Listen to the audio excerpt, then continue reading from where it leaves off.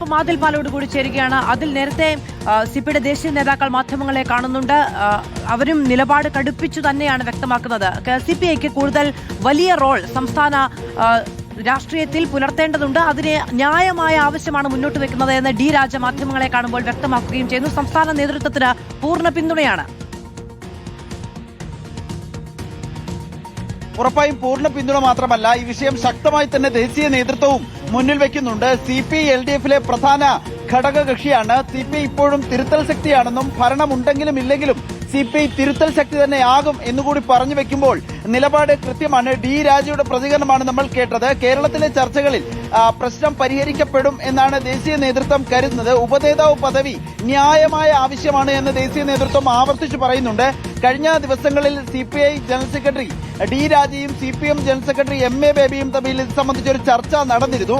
അതിൽ സംസ്ഥാന തലത്തിൽ വിഷയം പരിഹരിക്കട്ടെ എന്നാണ് ഉയർന്നിട്ടുള്ള ചർച്ചയിൽ, ഉഭയകക്ഷി ചർച്ചയിൽ നേതാക്കൾ തമ്മിലുള്ള ആശയവിനിമയത്തിൽ ഉയർന്നിട്ടുള്ള ധാരണ.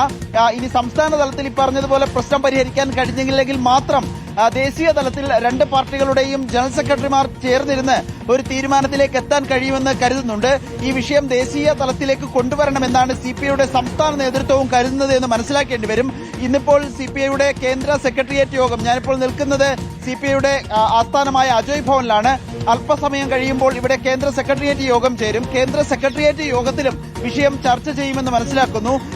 എന്ത് തരം നിലപാടാണ് സ്വീകരിക്കേണ്ടത്? സ്വാഭാവികമായും കേരളത്തിൽ LDF-ന്റെ പുറത്തേക്കോ അല്ലെങ്കിൽ മാറി നിന്നോ ഒരു പ്രവർത്തനം സാധ്യമാക്കണമെങ്കിൽ ദേശീയ നേതൃത്വത്തിന്റെ കൂടി അറിവ് ആവശ്യമാണ്. അതുകൊണ്ട് എന്ത് വേണമെന്ന നിലയിലുള്ള ചർച്ച ഇന്ന് ചേരുന്ന ദേശീയ കേന്ദ്ര സെക്രട്ടേറിയറ്റിൽ ഉണ്ടാകും. നാളെ ദേശീയ എക്സിക്യൂട്ടീവും ചേരുന്നുണ്ട്. ദേശീയ നേതൃയോഗങ്ങളിൽ തന്നെ ഈ വിഷയം ചർച്ച ചെയ്യാൻ ഒരുങ്ങുകയാണ് CPI.